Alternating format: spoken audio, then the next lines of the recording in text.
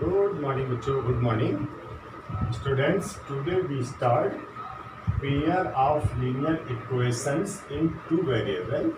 तो पहले हम आपको समझा दें कि pair of linear equations क्या होते हैं. तो बच्चों देखो, हमने ये दो इक्वेशंस लिख दी हैं. पहली इक्वेशन है a1x plus b1y plus c1 equals to 0. Second है a2x plus b2y plus c2 equals to 0. अब इसमें देखिए, यहाँ लिखा हुआ है पेयर. तो पेयर का मतलब होता है जिसमें दो इक्वेशंस हो. देखिए, दो इक्वेशन लिख दी तो इसका मतलब ये इक्वेशंस पेयर हो गया. लीनियर इक्वेशन, तो लीनियर का मतलब होता है बच्चों जिसमें जो वेरिएबल होंगे उसकी पावर्स जो है 1 होंगी. जैसे यहाँ x की पावर 1 हो जाएगी, y की भी पावर 1 हो जाएगी. वेरिएबल्स की जिसमें पावर 1 होती है उसको कहा जाता है लीनियर इक्वेशन. इन टू वेरिएबल यानी एक x वेरिएबल हो गया, दूसरा y वेरिएबल हो गया. ये तो x और y को बच्चों वेरिएबल कहते हैं. a1, b1 और c1 ये जो है आप सबके जो है ये कांस्टेंट कहलाते हैं वैल्यू. ये कांस्टेंट वैल्यू हो गई और ये इसके वेरिएबल हो गए इसमें. ये इसी तरीके से फर्स्ट इक्वेशन के लिए हो गया ये a2, b2, c2 ये सेकंड के लिए हो गया ये. और वेरिएबल दोनों में सेम होंगे. जैसे यहाँ वेरिएबल एक्स वाई है तो सेकंड में भी वेरिएबल x और y ही होंगे. दोनों में सेम वेरिएबल होंगे. तो अब इन दोनों को सॉल्व करने के लिए कौन से क्या नियम होते हैं उस नियम को समझाएंगे बच्चों. देखो, types to solve the pair of linear equation. तो लीनियर इक्वेशन को कितने टाइप से सॉल्व कर सकते हैं इसको. देखो, इसकी जो है सॉल्व करने के लिए इसके तरीके हैं. पहला तो एक है ग्राफिकली, यानी ग्राफ के अकॉर्डिंग इसको सॉल्व कर देंगे, ग्राफ बना करके. दूसरा होता है बच्चों एल्जेब्रिकली मेथड. अच्छा, जो एल्जेब्रिकली मेथड बच्चों होता है ये, इसके जो है 3 पार्ट्स होते हैं. पहले तो दोनों इक्वेशन को सॉल्व करने के लिए एक मेथड होता है एलिमिनेशन मेथड.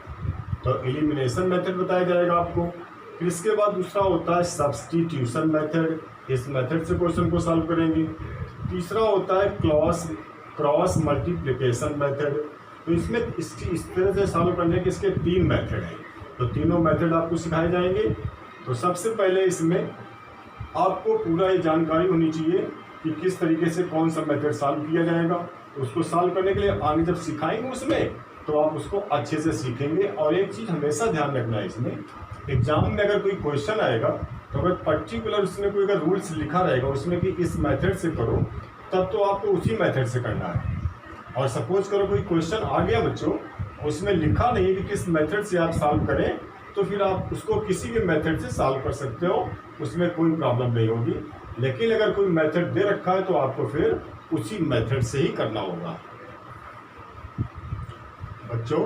अब इसमें देखिए जो है केस 1 यानी कंडीशन 1 के अकॉर्डिंग, जैसे सपोज करो दो आपको इक्वेशंस लीनियर इक्वेशंस आपको गिवन है और इनका अगर ग्राफ बनाया जाए, दोनों इक्वेशन से अगर ग्राफ बनाए तो ग्राफ इसका केवल अगर एक ही पॉइंट्स पर कट करे. एक ही पॉइंट्स पर कट करने का मतलब है कि इन दोनों से सिर्फ और सिर्फ आपको एक ही पॉइंट मिलेगा. तो इस कंडीशन पे क्या होगा, ओनली वन सोल्यूशन. यानी आप जब सॉल्व करेंगे तो x की एक वैल्यू आएगी और y की एक वैल्यू आएगी. तो एक एक सिंगल वैल्यू आ जाएगी. तो इसका मतलब हो जाएगा ओनली वन सोल्यूशन. और इसी को कहा जाता है कॉन्सिस्टेंट, यानी और हिंदी में इसको बोलते हैं संगत. अगर हिंदी मीडियम से कोई समझना चाहे तो उसका मतलब हो जाएगा संगत. अच्छा, और अगर इक्वेशंस दिया हो और ओनली वन सोल्यूशन कैसे होगा, इसको फाइंड करने के लिए आप इस तरीके से एक ट्रिक है जिसके माध्यम से आप इसको चेक कर सकते हैं. ट्रिक क्या होती है, जो इक्वेशंस गिवन होंगे उसमें a1 और a2 फाइंड करेंगे इसमें, और b1 b2 दोनों अगर आपस में इक्वल नहीं है, ये दोनों आपस में इक्वल नहीं होंगे, तो इसका मतलब हो गया कि इसमें केवल और केवल वन सोल्यूशन होगा इसमें. तो इस तरीके से इस मेथड से आप इसको पहचान भी सकते हो इसमें वन सोल्यूशन है कि नहीं है. तो उसके लिए फार्मूला भी सामने लिख दिया गया है. अब केस 2 में क्या होगी, अगर दो pair of linear equations given हो और उसका ग्राफ बनाया जाए, तो ग्राफ के अकॉर्डिंग दोनों अगर पैरेलल लाइन आ जाए, ग्राफ इसका पैरेलल लाइन होगा, तो उस कंडीशन पर क्या होगा बच्चों, नो सोल्यूशन. अच्छा, नो सोल्यूशन का मतलब हो गया इनकॉन्सिस्टेंट, इसको कहेंगे असंगत. इसका मतलब कोई भी सोल्यूशन नहीं आएगा क्योंकि ये ग्राफ आपस में कहीं कटेगा ही नहीं. जब ग्राफ आपस में कट ही नहीं करेगा तो इसका मतलब इसके कोई भी सोल्यूशन नहीं होंगे। और इसको पहचानने के लिए एक फार्मूला होता है, अगर इक्वेशंस गिवन होगी उससे पहचान सकते हो कि a1/a2 फाइंड करें और b1/b2 फाइंड कर लें और c1/c2। तो a1/a2 b1/b2 तो आपस में इक्वल होंगे, लेकिन c1/c2 आपस में इक्वल नहीं होगा। तो इस कंडीशन से आप पहचान सकते हो कि ये इसमें जो है नो सोल्यूशन है कि नहीं है। फिर देखो बच्चों केस नंबर 3। केस नंबर 3 में जब दोनों लीनियर इक्वेशंस का ग्राफ बनाओगे तो इसमें क्या होगा, जैसे कि पहली लाइन का आपने ग्राफ बना दिया, ये बन गया ग्राफ पहली लाइन का ये। और जब दूसरी लाइन का ग्राफ बनाओगे तो वो भी इसी के ऊपर बनेगा, एकदम डिटो एक के ऊपर एक ग्राफ बन गया। जैसा ग्राफ पहले बना था तो सेम दूसरी भी लाइन एक के ऊपर एक हो गई। जब दोनों लाइनें एक के ऊपर एक हो गई तो जैसे यहाँ पर देखो एक ही पॉइंट्स पर कट हो रहा था, यहाँ पर जब एक ही पॉइंट्स पर कट हुआ था तो इसमें वन सोल्यूशन आया था। इसमें यहाँ कोई कटिंग पॉइंट ही नहीं थे, इसलिए इसमें नो सोल्यूशन था ये। अब जब दोनों लाइन एक के ऊपर एक हो गई तो इसमें कितनी बार कट होगा, यानी इसका मतलब जगह जगह जितनी जगह टचिंग है उसमें तो टचिंग जगह इसमें इनफाइनाइट पॉइंट्स हो जाएंगे। इसमें जब इनफाइनाइट पॉइंट हो जाएंगे इसमें तो इसके इनफाइनाइट सोल्यूशन हो जाएंगे इसके। तो जब दोनों लाइन ओवरलैप हो जाएंगी एक दूसरे के ऊपर तो उसके इनफाइनाइट सोल्यूशन होंगे बच्चों। तो इसको कहा जाएगा डिपेंडेंट, और जिसको कि हिंदी में बोलेंगे आश्रित। इसकी कंडीशन अगर चेक करना हो इसके अकॉर्डिंग तो आप फाइंड कर सकते हो a1/a2 equals to b1/b2 equals to c1/c2। तीनों आपस में इक्वल होंगे तो इससे मालूम चल जाएगा कि इससे क्या हो जाएंगे बच्चों, इनफाइनाइट सॉल्यूशंस हो जाएंगे। Students, now we start exercise 3.1 question number 1। तो सबसे पहले इसको अच्छे से स्टडी करिए। इसको देखा है, Aftab tales his daughter 7 years ago I was 7 times as old as you were then। तो पहले यहाँ से यहाँ तक इसको समझ लीजिए कि आफ्ताब अपनी डॉटर से कहता है कि 7 years ago I was 7 times as old as you। तो इस समय प्रेजेंट एज ऑफ आफ्ताब भी x ईयर सपोज कर लिया और present age of his daughter को हमने y ईयर सपोज कर लिया इसमें। तो 7 years एगो का मतलब होता है 7 years पहले की बात कर रहे हैं इसमें। तो इस समय दोनों की x एज है, इसकी y एज है, तो 7 years एगो मीन्स x - 7 हो गया और ये y - 7 हो गया। अब कंडीशन है इसमें जो ये आफ्ताब है ये, तो 7 years एगो आई वॉज 7 टाइम्स, यानी आई का मतलब आफ्ताब अपनी डॉटर से बोल रहा है कि मैं आपकी एज से 7 टाइम्स हूँ। ये 7 टाइम्स है, तो क्या करोगे, डॉटर को अगर 7 टाइम्स कर दिया तो इसका मतलब दोनों आपस में इक्वल हो गए, क्योंकि आफ्ताब 7 टाइम्स हो गया, ये उसकी डॉटर है ये, तो इसको भी 7 टाइम्स कर दिया तो दोनों आपस में क्या हो जाएंगे बच्चों, इक्वल हो जाएंगे। अब इसको सॉल्व कर सकते हो, x - 7 equals to 7y - 49। 7y को इस तरफ कर दो, बॉर्डर के इधर ले आओ, तो x - 7y is equals to, इसको उधर ट्रांसफर कर दो, ये हो जाएगा -49 + 7। इसमें से इसको लेस कर दीजिए बच्चों, ये हो जाएगा x - 7y is equals to 49 में से 7 को लेस कर दो तो माइनस का 42 हो गया। This is first equation. And अब सेकंड कंडीशन देखिए बच्चों, इसमें सेकंड कंडीशन यहाँ से स्टार्ट होती है, ऑल्सो 3 years फ्रॉम नाउ, यानी वर्तमान जो सिचुएशन है उससे 3 years बाद में। बाद की कंडीशन क्या होती है, I shall be 3 times as old as you. It means next condition है ये x है और इधर कंडीशन y है इसमें, तो 3 years बाद की बात है तो 3 years इसमें 3+ हो जाएगा और इधर भी 3+ हो गया, दोनों को इक्वल कर देंगे। लेकिन अब कंडीशन ये हो गई, ये जो आफ्ताब है ये अपनी डॉटर से अब 3 टाइम्स हो रहा है। जब ये 3 टाइम्स हो रहा है तो क्या करोगे, डॉटर को 3 टाइम्स कर लेंगे तो ये भी दोनों आपस में इक्वल हो जाएंगे। क्यों, क्योंकि ये आफ्ताब 3 टाइम्स हो रहा है, ये तो ये इसकी डॉटर है, तो डॉटर को 3 टाइम्स कर दिया। ये इसको मल्टीप्लाई कर दो तो x + 3 is equal to 3y + 3 3 = 9। y को इधर कर दो तो x - 3y इक्वल्स टू इसमें से 9 में से 3 लेस करो तो हो गया 6, ये हो गया सेकेंड। तो ये जो आपके बन गए ये दो इक्वेशंस आ गए ये, तो इन इक्वेशंस का आने का मतलब होता है यही इसका आपका एल्जेब्रिकल फॉर्म होता है। तो दो तरीके से इसको आपको रिप्रेजेंट करना है। एक पहली कंडीशन है जो आपकी सिचुएशन है ये, इस सिचुएशन को एल्जेब्रिकली फॉर्म में चेंज इसको जो है रखिए इसको, और दूसरी कंडीशन है ग्राफिकली फॉर्म में रखना है ये। तो ये जो इक्वेशंस है ये आपकी, तो ये इक्वेशंस को मतलब हो गया ये आपका एल्जेब्रिकली फॉर्म हो गया ये। अब इसके आगे आपको हम ग्राफिकली फॉर्म में बताएंगे बच्चों। तो देखिए आगे ग्राफिकली बताने के लिए